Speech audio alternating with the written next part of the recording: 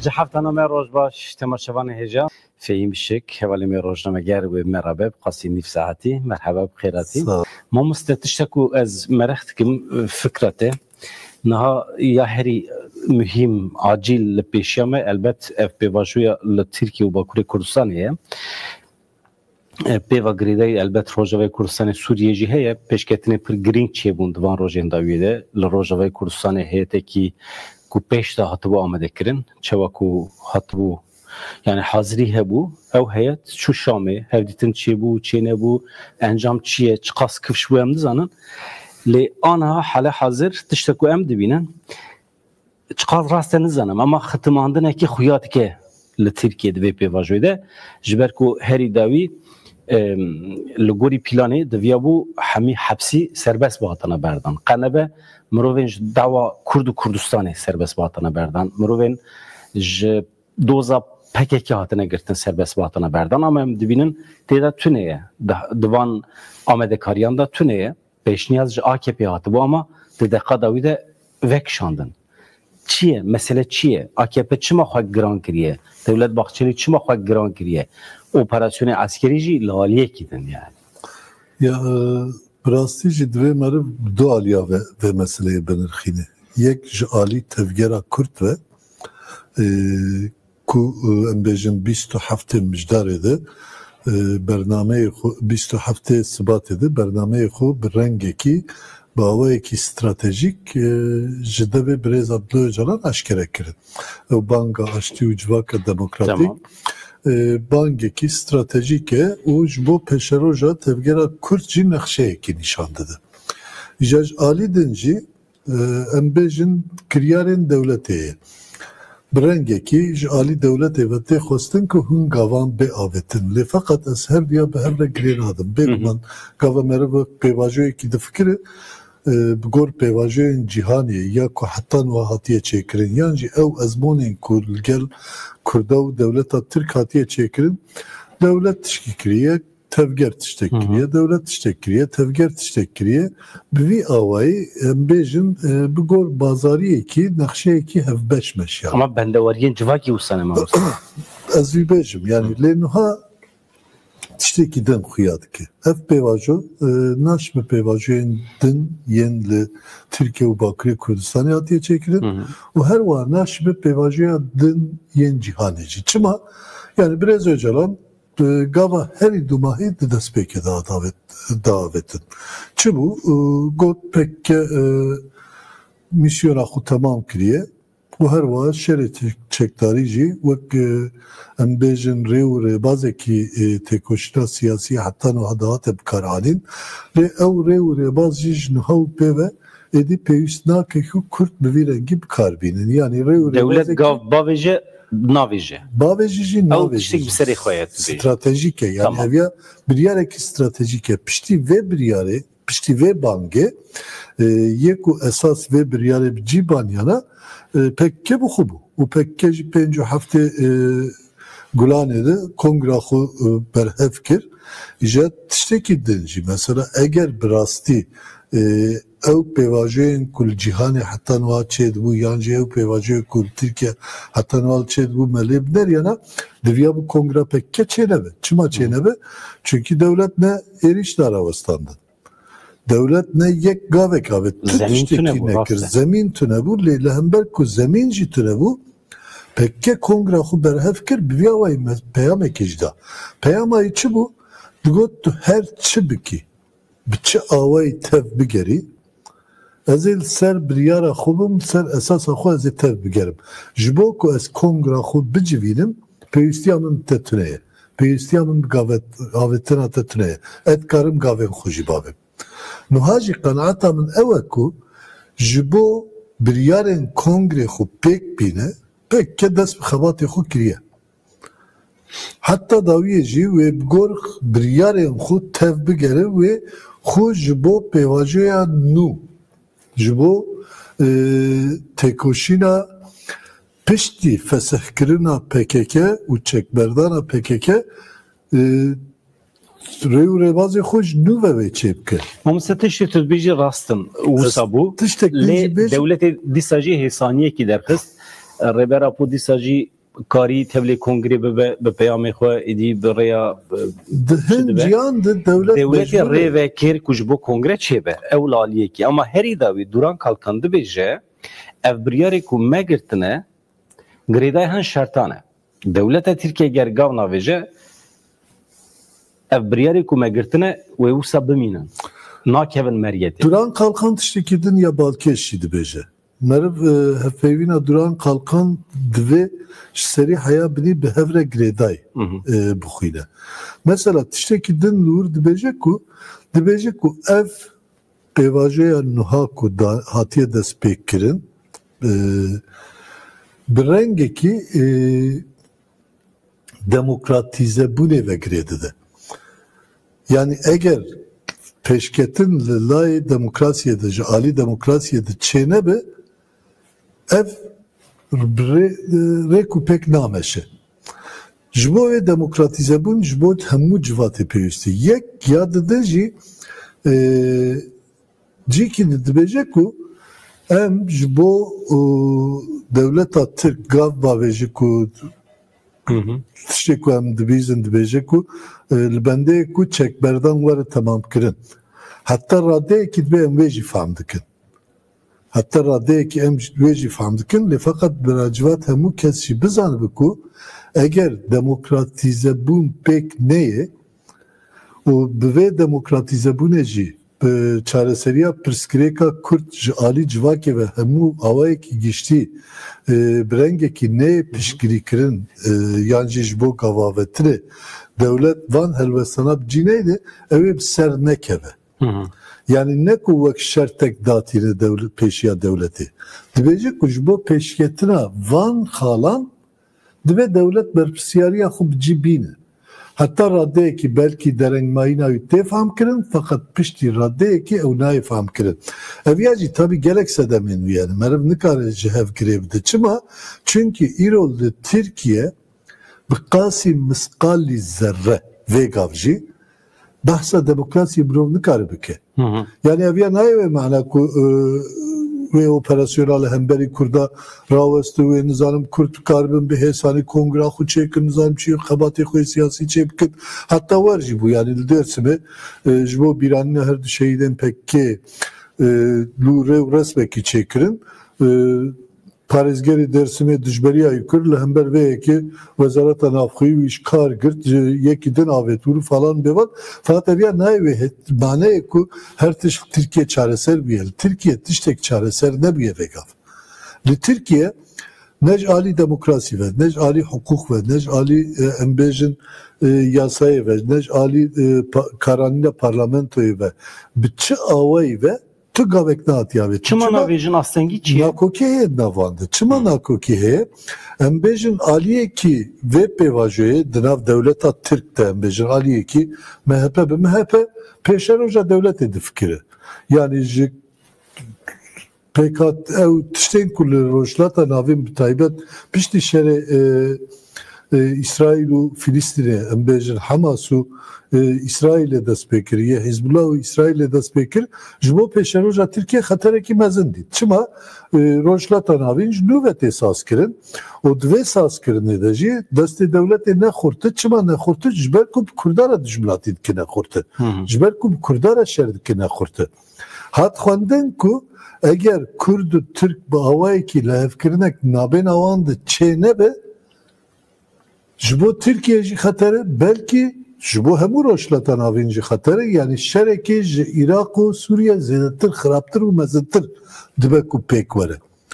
Vê xwendinê ve gavekî dan dest pêkirin bi rengekî çûn İmraliyê ku ez qenaatam ne û ku jî beriya van tiştana bêaxaftin gelek demekî dirêj bi İmralî dest bi peywendiyê kirine û li aliyê din ya destlatdariyê jî Erdogan bi xwe jî tevlî daxilî vê nêrîne bibe jî garantiyekî din jî dixwaze. Ew jî dixwaze ji vê pêvajoyê îstîfade bike û destlatdariya xwe bi rengekî mayînde bike.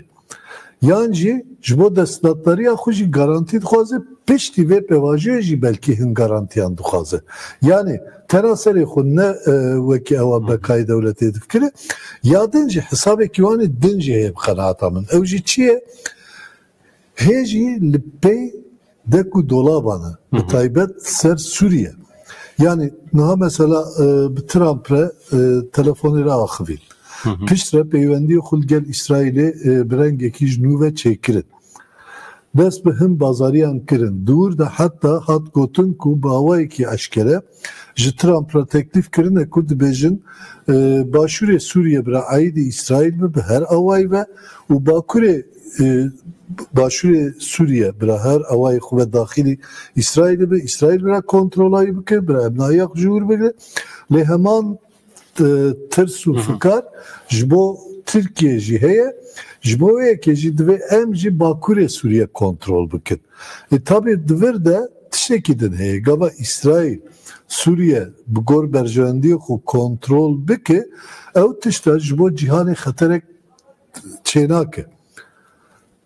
Çima çênake? Çünkü li wir rexistinên terorîst û cihadîst û falan bêvan nikarin xurt bikin yan jî ji bo cîhanê xeterek nû derxin olê.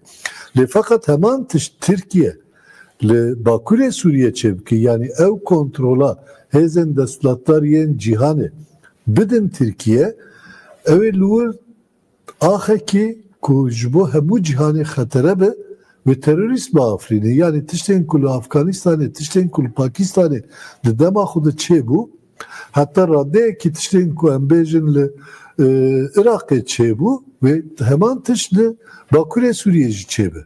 Ji ber wêyekê li hevkirinek navbêna wan de tune ya din jî İsrail vê tişta ji bo pêşeroja xwe jî xeterî dibîne. Piştî vêyekê eger bi rastî Erdogan bibîne ku tiştên ku dixwaze li rojhilata navîn bi taybet li Sûriye pêk bînin nikare çêke, dibe ku bi rengekî din hin gavên din jî bavê yan jî dibe ku hêzên desthilatdar yên din yên Tirkiye, yên di nava Tirkiyeyê ve piştî raddeyekî jî bêjin raweste. Pêşeroja Tirkiye ji pêşeroja AKP, pêşeroja Erdogan mühimtir e. Dibe ku van tiştana çêbî. Yani hê ew nakokî bi qenaata min navbêna wan de bi dawî nebûye. Bi dawî bêguman eşkere nakim vê tişta li derve nayaxaftin ama êdî dewlet bi rengekî biryara xwe dayî ku eger li rojhilata navîn bi rastî jiyanekî nû tê xwestin, ji bo wêyekê li hevkirina Kurd û Tirka esas e, ser wêyekê jî dikarin hin gavan bavêjin. Neviya meriv ji ku derdixin? Yani hin partiyên ku dijberiyekî tûm vêyekê dikin li wan dinerî, partiyên bi rastî jî hinde xurt nine. Yani Piraniya Tirkiye, vêgav Piraniya Tirkiye, hatta AKP'yi xwe jî piraniya wan piştgiriya vê heyamê dikin. Ev tiştê ku em jê derbas bin piştgiriyayî dikin. Ku nakin jî tu bandora wan ser vêyekê çênabe. Yani nikarin pêşî li vêyekê bigirin. Yani ez dikarim bêjim belki rast tamamî naxuye ama piştgiriya siyasî ya vê heyamê ji piştgiriya 2013 û 15 zêdetir e. Ber bi pêş ve çûye. Fakat divir de Kurd ve biryara xwe pêk bînin. Kurd ve bi gor stratejiya xwe ya nû ya vê heyamê tev bigerin. Ew jî ve devleta Türk mecbur bike. Çima mecbur bike? Çünkü devleta Türk hatta niha ji gelek tişta sûd werdegird. Çi bû? Ji xwe re şerê çekdariya Kurda ji bo her tiştê xwe weka sedem nîşan dida. Ji civakê re jî sedem nîşan dida. Yani xizaniya gelên Tirkiye digot sedemayî terörizme qilse dibêjin bigot newan. Ji xeynî xizaniye yasa û kanûn bi kar nedaniya her carê ji bo ku Kurda karibe bi hêsanî tê hepsê gelek tişta dikin. Lê çi bû? Digot sedem ev e eger em vê tişta nekin xetera Tirkiye bekayê Tirkiye hincet. Lê niha ew tişt wê ji destê derkeve. Ya din jî nakokiya nav Kurda jî sedemek mezin ev bû. Yani Kurd nakokiyê xwe netkarî bûn çareser bikin.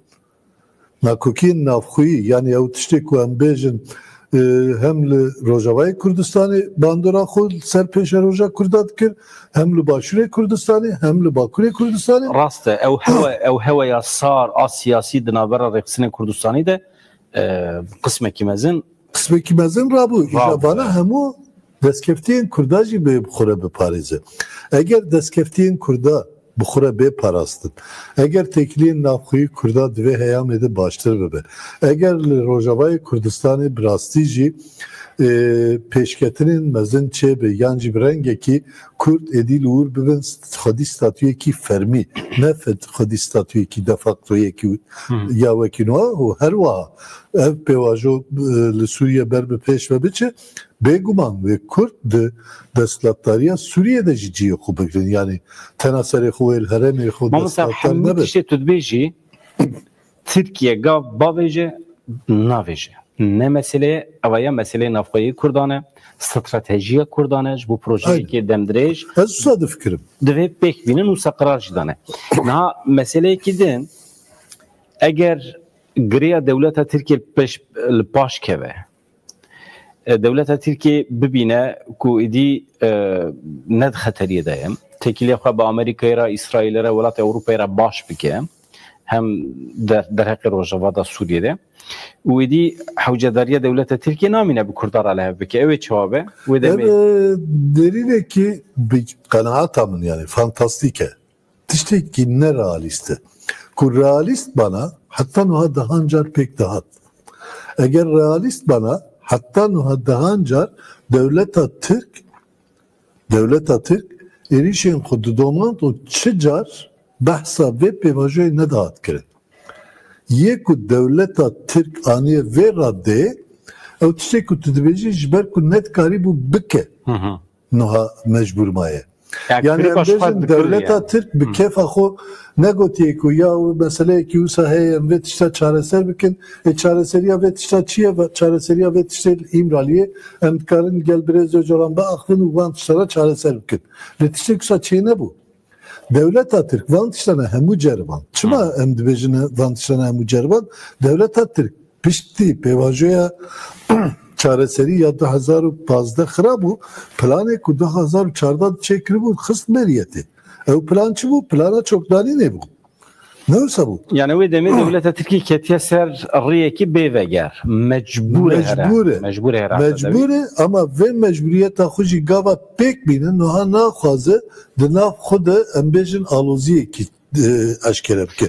Ha ev tiştên ku ser CHP çêdibe bi rastî jî ew divê meriv ser wî jî biaxive. Yani planekî taybet jî qenaata min li wir heye. û bandora xwe çê dike çê nake nizanim ama pêşerojê de em ê zêdetir bibînin. Çünkü mesela 2013 û 2015 de ê ku dijberiya vê pêvajoyê bi tundî dikir CHP û MHP bû. MHP niha pêşengiya vê pêvajoyê dike. CHP niha dijberiya vê pêvajoyê nake. Herî dawî Özgür Özel serokê CHP Ravîn Stekre Axifî pir berfirehî röportajek berfirehe. Têda basa mafê Kurda dike, mafê perwerdeyî dike, bikaranîna zimanê Kurdî, heqê Kurda dibe em wekê CHP piştgirî dine eger dosya were meclisê. Ama divir da tiştekî de jî balkêş dibêje Özgür Özel. Ew tiştên mayînde bi vê desthilatdariya niha ve çênabe. Yani ez niha rabim bêjim. Ama normal e partiyekî muxalîf e dixwaze were ser desthilatdariyê heqê Kurda eger weran dayîn dibe em ê pêk bînin. Yani vaya ne normal e ku partiyekî muxalîf wekî CHP ev mesela meseleyekî ser partiyayê. Eger tu çavê devletê li meselê binerî meseleyekî ser bi partiyayê. Ji bo wê yekî mesela partî divê bi nêrînên xwe ku ew bên ser desthilatdar vê meseleyê çareser bikin divê li vê meseleyê nenerin. Qesta min ne ew ku Özgür Özel ne rast dibêje. Özgür Özel rast dibêje. Yani bi vê hikûmetê re çareserî bi rastî jî zehmet e. Mamoste biryarek ya xwasa dîrokiya dewletê tu çima bikî para AKP. AKP ku xwasa zulm li Kurda kiriye. AKP niha pêşî li vê pêvajoyê digire ji bo wî dibêjim. Yani dezbêjim Özgür Özel mafdare ku awqas marifet devleti neke para ecî heman tiştî dibêjim ama bi rengekî divê AKP jî di vî warî de ew nêrînên xwe berjewendîperest ya hizbayetî jê derkeve. Eger ew nebe, ne Özgür Özel, ne Bahçeli, ne Edin nikarin vê gava bavêjin. Yani li aliyê devletê de divê li hevkirinekî esasî çêbe. Ew li hevkirin çê nebiye. Fakat guherînên CHP min dixwast bi taybetî bal bikişîn me wê yekê guherînên CHP divî warî de gelek mühim e. Çima mühim e? Çünkü ew damezrandina komarê de ê ku vê stratejiya ku 100 sal bûyî belayê serê gelên temamî Tirkiye, serê gelên serê hemû Kurda bi destê wan çêbûye. Yani piştî 24 red inkar asimilasyon ew xistin beriyetê. û heta niha jî siyaseta xwe ser tunebûna Kurda pêkanîne. Em bêjin İslamîstên Tirkiye ne divî warî de wek wan nedifikiriye. AKP'yi bu jî mesela niha red inkar asimilasyonê de tiştekî cuda difikirin, fakat desthilatdariyê de tiştekî cuda difikirin. Yani ew siyaseta Osmaniya nû hê jî dev jê berdedale. û dixwazin mesela nakokiya wana Lozanê jî ser wê yekê. Ew dibêjin ku em bi Lozanê ve mewenda kiriye. Çima mewenda kiriye? Axa me biçûk bûye. Peki em ê niha çi bikin? Em ê Lozanê tune bikin û axa xwe mezin bikin, mezintir bikin. Lê fakat ê ku Tirkiye niha serperiştiya CHP'ye dikin, dibêjin Lozan rast e, bi Lozanê ve devleta xwe damezrandiye, em van sînora ve qaîlin. Fakat guherînekî din çekiriye ew siyasete ku heta niha me red inkar û asimilasyon heta niha aniye me xeta kiriye niha şûn de yani xetayê xwe CHP'ye de hin alî dibêjin. Ew netewperestên din nabêjin. Divê ew ya biguherîn. Eviyana tabii hemû nav hev de ne bi rastî jî yani divê meriv baş, rêk û pêk ve pêvajoyê binere. Fakat du tiştên esasî heye.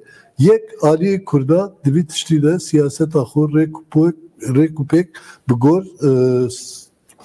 em bêjin stratejiya xwe ber bi pêş vedibin. Hin nakokî hene tabii neku tunele hin jî ew pirsgirêkên hizbên siyasî yan navxwî bi tevahî nehatiye çareser kirin. Yani ev ya teneserê xwe xestan ne ew ku pirsgirêka navbera PKK û êdina pirsgirêka QDP û yeneke jî vê meseleyê alaqedar dike. Ama ji alî dewletê ve tulêbnerî hê jî nav wan di zelalî tune ya din jî ev 10-12 salên dawiyê de divê em qebûl bikin Erdogan sistemekî nû damezrand. Ew sistem niha wê çawa bibe ew bi xwe jî nediyare. Yani eger tu sistemekî hukukî nû çênekî siyaseta nû jî bi gor wê zemînê tu amade nekî tu nikarî pirsgirêkan çareser bikî, tu gava pirsgirêkan çareser nekî aloziya te wê tene serê xwe bi Kurdaran nebir. Wê hemû aliyan re hebe. Yani civak îro li Tirkiye pirsgirêkên mezin re rûberû bale û xetera herî mezin jî ji bo Tirkiye hebe. Mamostem zû biçin du sê mijarêdin heye. Dixwazim ji te pirsim yek paketa darazê yek li Başûrê Kurdistanê civîna dohya partiyên siyasî li ser banga Mesûd Barzanî. Yek jî ev heyeta ku çû Şamê em zû çêkin. Niha paketa darazê çima mühim e? Yek jî îşaretên pêvajoyê bû. Niyeta baş ya pêvajoyê. Ka AKP devlet hepsiyên Kurdan berde bernade. Ama me dît ku ji paketê derxistin ev çawa çê dibe? Yani paketê divê gav tiştê xuya dike tenê girtiyê nexweş hene. Yani ji girtiyên nexweş wêdetir em bêjin tiştê ku ji bo vê pêvajiyê bibe bersîv tê de tune. Ez bi xwe berdana girtiyên nexweş jî bi rastî eger rêk û pêk were bikaranîn tiştekî biçûk nabînim. Yani ew jî gelek mühim e divê em bîr nekin. 2013 û 15 de notên İmraliyê bixwînin serî heya dawî ê ku zextê dataniya ser devletê digo girtiyên nexweş berdin. Girtiyên nexweş berdin. Heta niha jî gelek girtiyên nexweş li zindanan jiyana xwe dan jiyana xwe dakirin. Niha mesela girtiyên nexweş jî mühim e divê demildest bawayekî zû werin berdan ka em lê binerin. Piştî vê paketê çünkü paketê de rewşa girtiyên nexweş jî dîsa danînê keyfiyetê. Yani dixwazim wek bazariyekî bi kar bînin. Tiştekî bazariyê nemaye. Yani tiştekî bazariyê nemaye. Özgür Özel jî dibêje. Hemî suçên li hember devletê دبی مرد کره عفو که چونکی سوچی لهمبر دولتی نه مثلا اما سوچندن شخصك لهمبر شخصك كدن سوچ كربه او دبي نه عايده دولتي يعني حقيمته نعم عفو كن يعني aynen öyle ama mesela girtiye nekhoşi bir fakat devir de esas evku samimiyet devlet ve samimiyet ahu siberoj nişan bede nedir samimiyet de kastemin ne terikul hember kurdavetçi gav benavetin İrol Türkiye ya her mühim hukuk tüne yani hukuk gor destura bingehim gor yasayın hey naib karani probleme ve ne tane lehember kurdar lehember civaki hamiji hukuk naib pekan ya denji psikolojik ما مثلا حقوق غير بيكانين جو حقوق تركيا شو كفشيه تقولي حقوق تركيا تفجر جدي سبب عدالتيه مهم ne حقوق yani adalet bekler zihniyet esası lazım zihniyet bu gori نها هيئة روجاوي كردستان ريفبريا خسر شو شامل بندا چنه و چي به سوریه yani işte ku ve heyet duhiya heri baş eve ku pişti kongreya yekti yal Rojava Kurdistan çebu heyet ci bava ki geçti jali hemu kesan ve jali hemu hezam ve hatiye pek anin yani heyeta heri bilind embejin eve le dosyayı gelek destevandı yani ne tane seri koyan bejin jbo peşeroja Türkiye Suriye çi peyviste hemud nav dosyayı vandı heye. Bunu setişti kes famlakim. Reveberiya xwaser dibêje bila bilez û bez peymana di navbera Mazlûm Abdî û Elşara da pêk were. Dewleta tek dibêje bila bilez û bez ev peyman pêk were.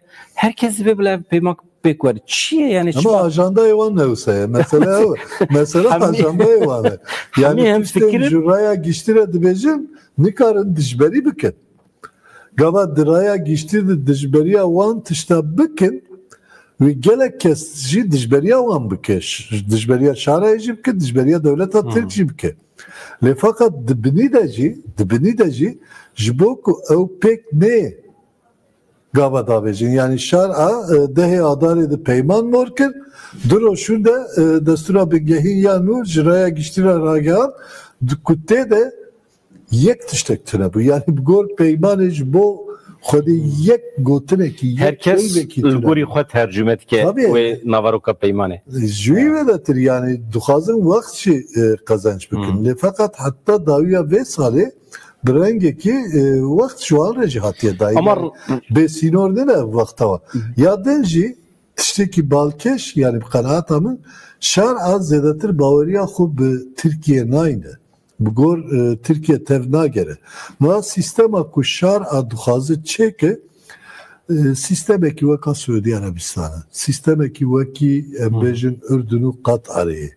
Yani şeriateki ku ali embejin devletin deslatlar yen cihanı civarın kabul kirin duxazı çeke. Naha peyvendiyen İsrail ve Suudi Arabistan çavay. Çıpırs kirek nabelemandı tire.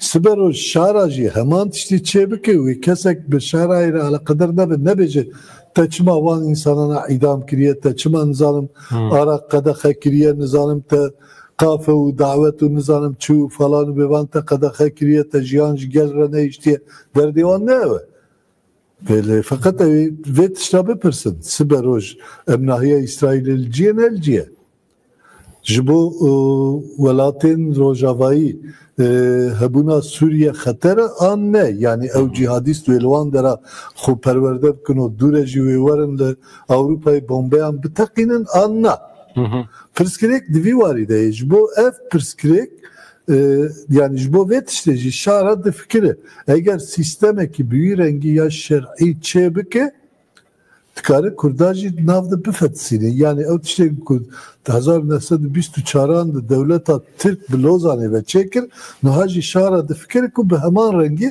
tişeki nu çepki fakat Çeke yek oturek bejim bi kadirim Kürt ne Kürde 1924 piskirek ona heri nazı cevap ما مثل پرگلا رeveberiya خسریا روجاوی کردستان جبو کردان بیه نرخک مانوی پر عجیب اگر مروف چاپمنی بشوپینه مدیا جواکی و نیرنی کرده بشوپینه خطا سرعت تمام کردانه همه هر پرچین کردستان لسر روجاوی کردستان هم فکرن aynen öyle. پر عجیب خطه کی سوره نرخه کی قیمته کی معنوی Püskürek devlet Türkiye ve şaracıya ve hatta hezen hegemonik yeni cihanıcıya ve. yani Kurd ji kudri taviz din ama ji rojava asla taviz naxwazin bidin ev mesele ki naha em derbasi başuri Kurdistanê elbet rojava Kurdistanê pir tişt hene mirov nîqaş bike ama tabii wexta me jî bi sînore başuri Kurdistanê li ser banga lezgîn ya Mesûd Barzanî civîn pêk hat do encam çiye nizanim li navbera hükümeta Bagdad û başûrê Kurdistanê her ku çi xira dibe ev îşaretê çi ye maaş naşînin ew jî dawa perê petrolê dikin ew ê çawa safî be ev mesele Yani ji civînê çi derket destpêkê di gava min axivî got ya nakokiya nav Kurda tenaserê xwe em bêjin gava vê pêvajiyê ve di nirxînên nepêwendiyên PKK û rêxistinê diran e. Peywendiyên navxwî yên rêxistinên diran jî heye lê bi taybet jî li Başûrê Kurdistanê peywendiyên Parti Demokratîk Kurdistan û Yekdiyên Niştimanî Kurdistan gelek mühim e. Gelek mühim e. Bi tekliyê wanê Tirkiye re ve alaqedar e, bi tekliyê wanê Iraqê re alaqedar e, bi tekliyê wanê İranê re alaqedar e, heta peywendiyê wanê digel Rojavayê Kurdistanê re jî digel Sûriyê re jî alaqedar e. İca di vî warî de mixabin yani ev bû çend me heft heşt meh derbas bû hilbijartin li Başûrê Kurdistanê çêbû lê hê jî hikûmetekî tune. Ew hikûmeta nû nehatiye çêkirin hikûmeta heyî jî peymanên ku hemû Başûrê Kurdistanê girê bide çê dike wekî hikûmetekî hebe. Yani de esasa xwe de hikûmetekî ku ji alî gel ve hatiye qebûlkirin tune û çendîn sale jî wisa ye. İja ew pirsgirêk heta ku çareser nebe pirsgirêkê wanê Bagdayê jî wê çareser nebe çima çünkü Bagda ji nakokiya navxwî ya Kurda li Başûrê Kurdistanê îstîfade dike. Bi vî awayî jî ew heremên ku nîqaş ser wan heye di serî de Kerkûk hê jî pirsgirêkayî nehatiye çareser kirin. Hê jî pirsgirêkayî nehatiye çareser kirin. Gor maddeyê sed çûl diyemîn diviya bu heta niha referandum çêbana. İja wan tiştera çê nabe ji wan îstîfade dike û li hember vê yekê jî hêza xwe bikartînî. Hêza wî çi ye hêzayî perê. Perê ku destê xwe de heye wana ji bo karbendên Başûrê Kurdistanê ji bo peşmergeyên Başûrê Kurdistanê naşîne maaşê wan nade. Hin sedeman gor xwe dibîne ama ew sedem jî nerastin. Yani niha sistemekî em bêjin ji alî aborî ve navbera Iraq û Başûrê Kurdistanê de tune ye. Em bêjin Kurd li Başûrê Kurdistanê di rêvebiriyê xwe di sistemekî çê nekirdi. Bankayekî ya Başûrê Kurdistanê tune ye, bankayê partiyan heye. Artêşekî ya Başûrê Kurdistanê tune ye, artêşa partiyan heye. Yani hêza pêşmerge hê jî nehatiye bahe. Em bêjin yasa û qanûnên Başûrê Kurdistanê tune ye. Yasa û qanûnên Süleymaniye heye, yasa û qanûnên Hewlêrê heye. Ew jî di destê partiyan de ye, heta ve heta destê rêvebiran de ye. Yani tu însanekî bu ku jî dibe ku sibe serê sibê neyê girtin jî çima dibe ku hin rayedar bêjne ku viyan negirin. Gava got viyan negirin ji bavê kesê de yû bikirin. Evan sistema da dirê bê çêkirin. Ew pirsgirêk heta çareser nebe kek Mesûd baş kiriye, baş ku civan diye qedebe ev pirs ji bo vê pirsgirêkê hatine bahev lê hêvî dikim ku ji bo pirsgirêkên esasî bêneha bahev û wana çareser bikin. Gelek spas dikim mamoste 35 dakika derbasbûn te behsa 15 dakika kir miştere gotû 15 dakika têra me nake tê axir gola xwe baş 35 dakika jî têr nake sohbetê te pir xweş e pir xweş bi mamoste her hêvî hêvî dikim demek ki dirêj de em bikarbin hemî meseleyên Kurd û Kurdistanî wisa İnşallah rêz bikin